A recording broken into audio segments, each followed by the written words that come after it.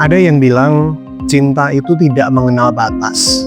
Semua orang bebas mencintai tanpa peduli umur, siapa mereka, dan dari mana mereka berasal.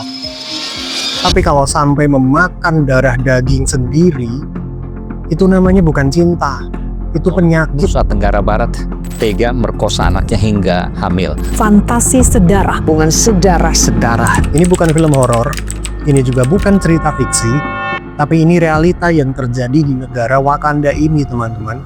Negara yang katanya menjunjung tinggi nilai keluarga, agama, moral. Tapi realitanya ada kakak beradik yang ngelakuin hubungan sedarah berkali-kali selama bertahun-tahun sampai akhirnya hamil, anaknya lahir prematur, meninggal, dan dikirim ke masjid pakai ojek online.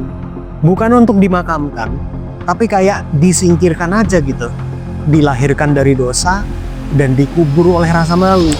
Dan jujur awalnya gue gak pengen ngebahas ini, teman-teman, karena selain fenomena ini terlalu menjijikan untuk dibahas, bahkan sampai gue merinding mual ketika nulis, juga karena gue pikir ini hanyalah anomali yang sangat jarang sekali terjadi dan bukan sebuah fenomena, bukan sebuah penyakit masyarakat gitu. Makanya awalnya gue gak pengen ngebahas sebenarnya. Tapi ternyata gue salah, Pak.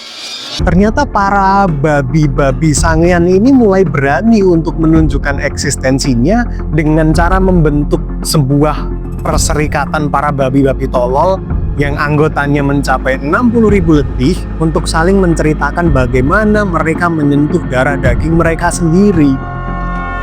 Anak kandung, adik perempuan, ibu yang sudah tua, dan bukan dengan penyesalan mereka bercerita, tapi dengan kebanggaan, seolah hal menjijikan itu adalah sebuah pencapaian di hidup para babi-babi tolol ini.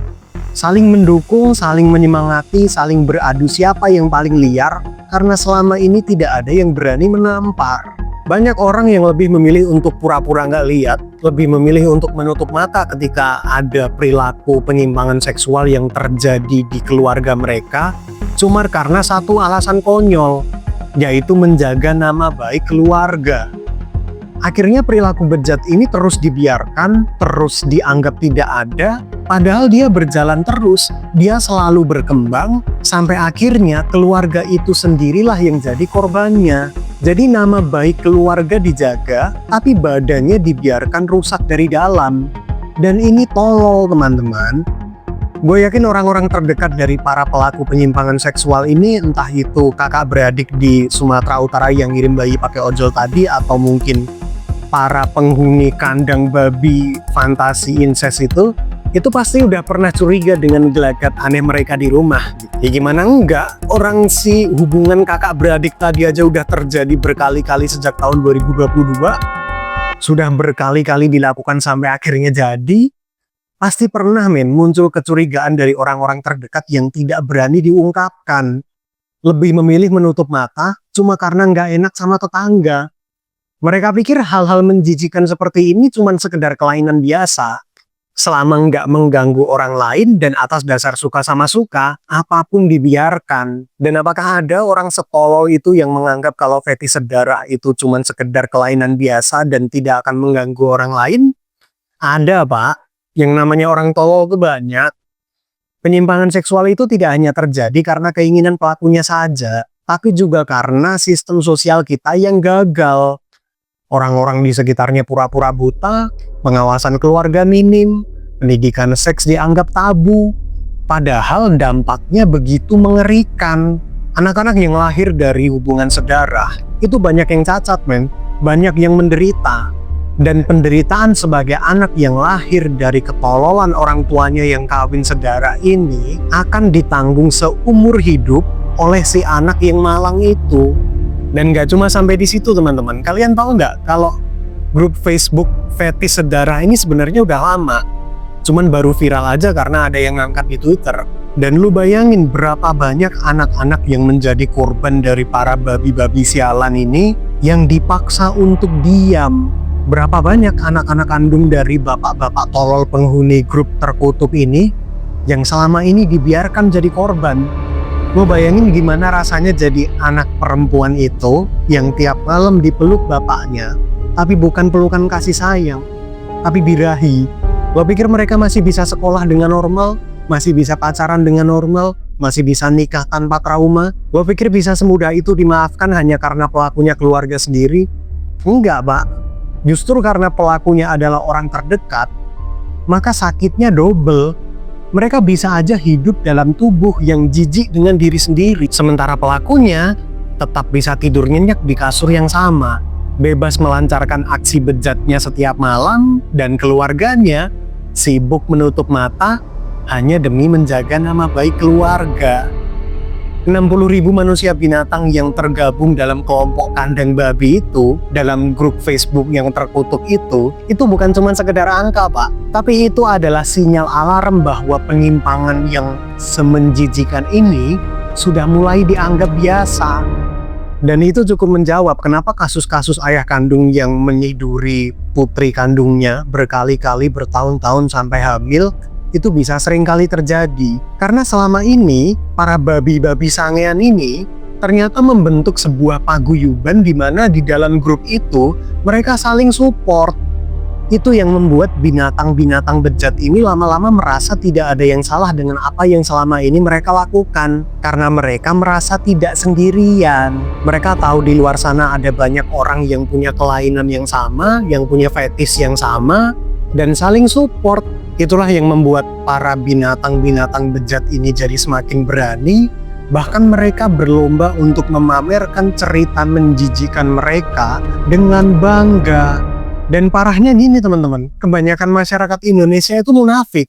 Banyak orang yang lebih memilih untuk memelihara borok hanya demi menjaga nama baik keluarga. Ketika ada sesuatu yang jelas-jelas tidak wajar di depan mata mereka, seringkali mereka denial, pura-pura nggak lihat. Bahkan mungkin ketika ada seorang anak perempuan yang ngadu ke ibunya kalau dia menerima perlakuan yang tidak wajar dari anggota keluarga lain, kayak misalkan omnya, kakaknya, adiknya, atau bahkan bapaknya sendiri, seringkali disuruh diem, Pak. Udah kamu diem aja, nggak enak kalau didengar tetangga, makanya pakai baju yang sopan. Enggak kok, mereka gitu karena sayang, kamu aja yang kegeeran. Dan berbagai kemunafikan lain sampai akhirnya masalahnya semakin parah, aibnya tidak terbendung lagi untuk ditutupi, dan ketika mimpi buruk itu benar-benar terjadi, barulah orang-orang di sekitar ini pura-pura sadar. Oh iya, ternyata selama ini dilecehkan ya. Oh iya, ternyata selama ini memang beneran gak wajar ya. Tapi telat, karena anak perempuannya udah terlanjur jadi korban, udah terlanjur menderita, udah terlanjur hamil. Dan seperti biasa teman-teman, ketika ada sesuatu yang meresahkan, ketika ada sesuatu yang bahkan membahayakan masyarakat, apakah langsung ditindak? Tentu tidak dong. Nunggu netizen teriak-teriak dulu baru polisi bergerak. Ya oke lah, sekarang grup-grup ini udah mulai ditindak sama polisi gitu. Tapi apakah itu patut kita apresiasi? Tentu tidak dong. Karena bergerak reaktif itu memang jauh lebih mudah dari preventif. Sementara mereka tidak hanya dibayar untuk menindak, tapi juga melindungi masyarakat. Kemana aja mereka selama ini? Grup bejat ini udah lama loh. Kenapa baru sekarang? Berapa banyak anak-anak kecil yang selama ini udah jadi korban dan menanggung trauma, tapi dipaksa diam oleh lingkungannya? Ya gue cuma bisa berharap mudah-mudahan berita ini atau kasus ini atau fenomena ini bisa jadi pelajaran yang cukup telak bagi kita semua untuk tidak lagi denial, untuk tidak lagi menutup mata ketika ada indikasi penyimpangan seksual di sekitar kita. Karena realitanya predator itu justru lebih sering muncul dari orang-orang terdekat. Dan ketika lu menemui binatang bejat ini di dalam rumah kalian sendiri, maka speak up lah dan cari bantuan. Karena percayalah teman-teman, memelihara borok hanya demi menjaga nama baik, itu hanya akan menjadi bom waktu yang bisa mengorbankan masa depan keluarga kalian sendiri. Dan buat kalian yang nonton video ini sampai menit ini, sampai bagian ini, menurut kalian deh, hukuman apa yang cocok untuk para binatang-binatang bejat ini? Para kakak adik yang melakukan begitu sampai hamil, atau para bapak-bapak yang nidurin anaknya, para anak-anak yang melecehkan ibunya, gua ngomong aja agak jijik ya. Tapi menurut kalian, apa hukuman yang cocok yang bisa menimbulkan efek jera dan bisa jadi pelajaran bagi yang lain? Apakah di penjara aja cukup? Silahkan tulis di komen, kita diskusi di sana, dan sampai ketemu di video selanjutnya. See ya!